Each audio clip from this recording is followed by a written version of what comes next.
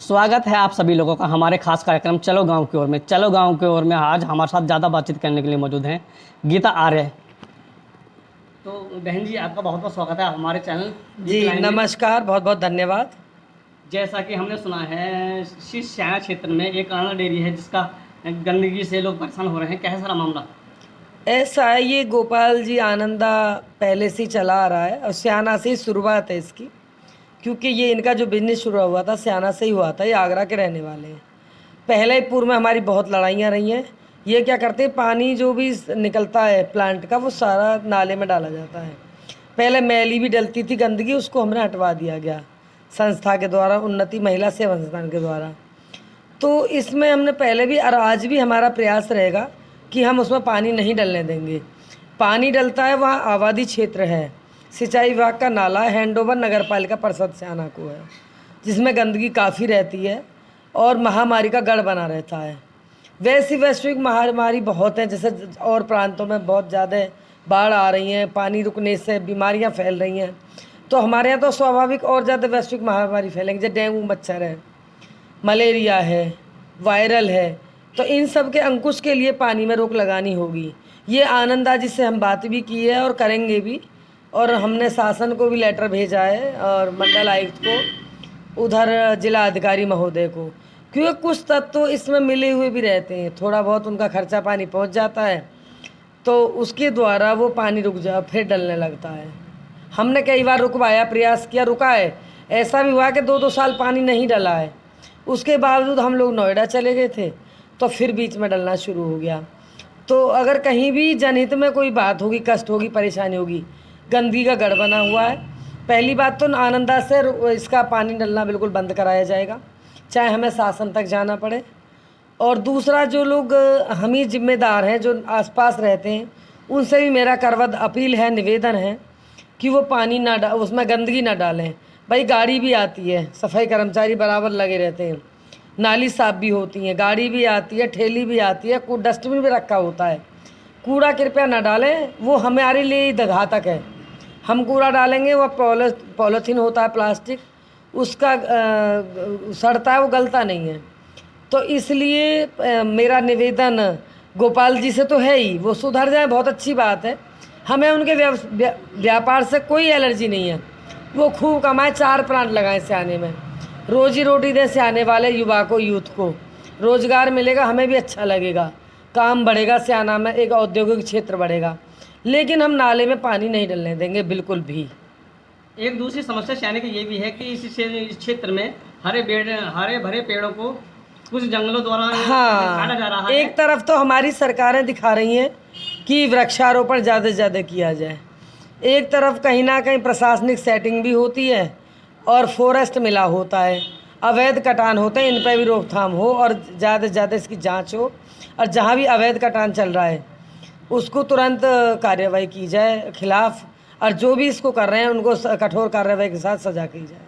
क्योंकि पेड़ों को काटना, मानो हम जवान पेड़ों को काट रहे हैं जो हमें शुद्ध हवा देते हैं, शुद्ध वायु देते हैं, हम सांस लेते हैं जिन वृक्षों के द्वारा, उन वृक्षों में हम काट रहे हैं। एकदम मानो एक तरह से हम अपने बच्चे को कटवा रहे हैं, जवान को।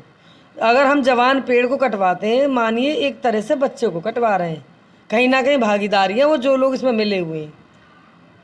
जिस प्रकार से लड़कियों का आए दिन लव जिहाद का मामला आपने सुना होगा, इस पर थोड़ा सा प्रकाश डालने की कोशिश करें। इसमें मेरा सबसे पहले सर्वप्रथम तो कहना यह है कि हम अपनी बच्चियों को संस्कार दें, जन्म से ही, शुरू से ही, घुट्टी से ही, और जब तक वो बड़ी होती है, कॉलेज जाती हैं, कि हम भावनाओं ना बहें। लव जिहाद छोड़िए, लड़का कोई भी हो सकता है, घटना कोई भी कर सकता है। एक तरह से हम किसी धर्म विशेष जाति को नहीं कह सकते। अभी ये गुड़गांव में भी कल लड़की बहुत बुरी तरह मारी है सबके बीच में। दिल्ली पीछे घटना हुई, श्रद्धा वाली हुई, बहुत सारी लड़कियों की हुई है। चाहे वो मुस्लिम धर्म का बच्चा है जो ये कुकर्म कर रहा है, अत्याचारी है, मैं तो जघन्य अपराधी बोलूँगी, और चाहे वो आपका किसी भी धर्म का है, किसी भी जाति वर्ग का है। एक तो अगर कहीं प्रेम संबंधी लड़कियां बनाती हैं, लड़के बनाते हैं, उनको निभाएं, ना कि उन्हें कुट्टी की तरह काटा जाए। वो भी एक इंसान पैदा हुई हैं, बच्चियां भी एक भगवान की दी हुई धरोहर है, सृष्टि की धरा पे ये हमारी एक लक्ष्मी का स्वरूपा है। वो लड़की कोई भी है, हिंदू की है, मुस्लिम की है, सिख की है, ईसाई की है, या कोई भी अपराधी है उसको सज़ा फांसी होना चाहिए। दूसरा, लड़कियों को भी हम संस्कार दें कि वो इस बातों से बचें, अपवादों से, क्योंकि ज़िंदगी भर हमें यही सब करना है। हमारा लेके 14 साल से 25 साल तक का कैरियर बनाने का, भविष्य बनाने का वो होता है समय। ये हम भविष्य को दें अपने को, हमारा भविष्य बन जाएगा, हमें अपने आप ही अच्छे लड़के मिल जाएंगे, अच्छे परिवार मिल जाएंगे। तो हम लड़कियों को यही बताएं, लड़का कोई भी है कहीं भावनाओं में ना बहें। हाँ, जब वो परिपक्व हो जाएं, उनमें सोचने समझने की शक्ति इतना वो एक तरह से परिपक्व हो जाए, मैच्योर हो जाएं, बालिग हो जाएं, तब उन्हें अधिकार है कि वर चुनने का। उन्हें ये पता है कि ये लड़का हमारे लिए सही है गलत है, हमारा रक्षक बनेगा या भक्षक बनेगा। उन्हें एक अपना रक्षक ढूंढना, ना कि भक्षक ढूंढना है। वो कोई भी धर्म का है, कोई भी जाति का है, कोई वर्ग का है। सर्वप्रथम तो हमें अपने माता पिता जो इस धरती पर लाए हैं, हमें उनकी मान मर्यादा, बुजुर्गों की, दादा दादियों की, गुरुजनों की मर्यादा को हमें हमेशा ध्यान में रखना चाहिए कि कोई भी भविष्य में बेटियां ऐसा काम ना करें। बेटी मेरी है चाहे बेटी किसी की भी है, कि जिससे हमारे बुजुर्गों की गर्दन झुके और फिर जान से भी हाथ धोना पड़े, कुट्टी की तरह काटी जाती है, बहुत कष्ट होता है। हम मरने के लिए पैदा ना हुई हैं लड़कियां, हम हुई हैं बहुत कुछ करने के लिए। एक मदालसा भी महिला थी, रानी लक्ष्मीबाई भी महिला थी, अवंतीबाई लोधी भी महिला थी, मायावती बहन जी भी, चाहे वो किसी पार्टी की रहीं, कुछ किया ही था। एक कहाँ तक पहुंच गई, अंतरिक्षयान में भी महिलाएं गई हैं, कल्पना चावला, सुनीता विलियन।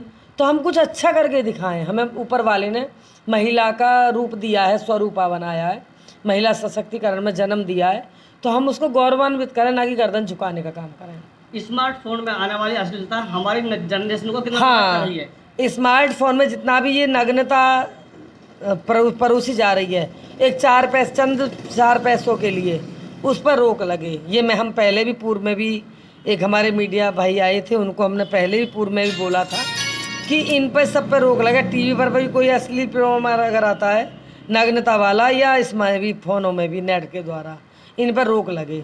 कोई भी आज के टाइम में कुछ भी सर्च कर लीजिए, उससे जहाँ आग और फूस होगा, आग ज़रूर लगती है। कहीं ना कहीं विचार खराब होते हैं, और ख़राब होने पे ये परिस्थितियाँ पैदा होती हैं। फिर लड़कियों को, बेटियों को ये लगता है कि कहीं ना कहीं हमें भी कुछ आवश्यकता है, एक रिक्वायरमेंट है। वो रिक्वायरमेंट हम जितने विचारों को सीमित बनाएंगे, इन फ़ोनों से दूर रहेंगे, उतना अच्छा रहेंगे। इनका दुरुपयोग ना करें, उनका सदुपयोग करें। जो कि जैसे अच्छे प्रोग्राम भी आते हैं ऐतिहासिक, हमारा इतिहास, चाहे बाबा अम्बेडकर साहब का रहा हो, चाहे सुभाष चंद्र बोस रहे हो, चंद्रशेखर आज़ाद, कोई भी रहे हो, हम उन पर चलें, कर कमलों पर चलें, राम कृष्ण के उन अच्छी चीज़ों को ग्रहण करें, ना कि बुराइयों को। और ये कहीं ना कहीं हमारे संस्कारों में कमी है शुरू से कुट्टी में, क्योंकि हम व्यस्तता इतने हो गई है हम लोगों में कि हमारे बच्चों पे इतना ध्यान नहीं दे पाते। आया, मेड रख ली, या बच्चे स्कूल गए, हम भी जॉब कर रहे हैं, बच्चों में अपना ज़्यादा से ज़्यादा समय दें। अपनी नई जनरेशन को आप क्या संदेश देना चाहेंगे?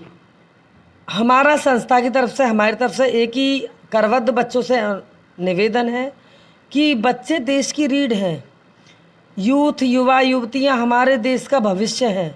वो कुछ अच्छा ऐसा करें कि चरित्र निर्माण, अपने आप को चरित्रवान बनेंगे तो हमारा देश अपने आप ही मजबूत होगा। चरित्र के प्रति सचेत रहें, और ऐसे फिसलें ना, भावनाओं में ना बहें, और माता पिता के मान सम्मान का जो जन्म इस धरती पर लाए हैं, उनकी मर्यादा का हमेशा ध्यान रखें। हमारे चैनल से बात करने के आपका बहुत बहुत धन्यवाद।